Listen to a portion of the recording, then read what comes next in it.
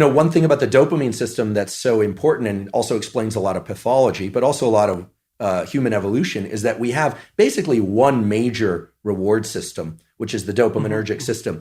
I sometimes like the analogy that, nowadays you hear about cryptocurrency or the dollar versus the euro versus the this versus the that. There's only one currency in all of reality, actually, and it's dopamine. Whether or not it's the dollar-backed dopamine or it's euro-backed dopamine or Bitcoin-backed dopamine, in the end, whether or not someone has $1 billion or $2 is really that currency resides as something that's transacted in the real world, but their notion of power and potential is dopaminergic. And so too, the potential for mates, the potential for food, how much food you have, how much meat you have stored in the freezer tells you a lot about your security and well-being for you and your family, right?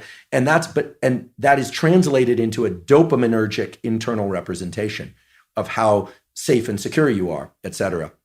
So this system of fear versus confrontation taps directly into the dopaminergic system. And there's a beautiful set of studies that were done in the 1960s, published in the journal Science, as one of the top journals to publish in. Again, this is not work that I did, but where they gave human beings, the option to stimulate a number of different brain areas, just sitting in the clinic.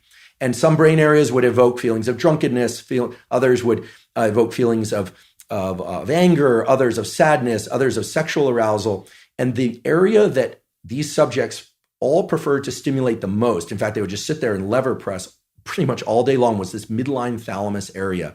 And the subjective feeling that they reported, I find this interesting and would love your thoughts on this, is one of mild frustration, anticipation of something, although they didn't know what.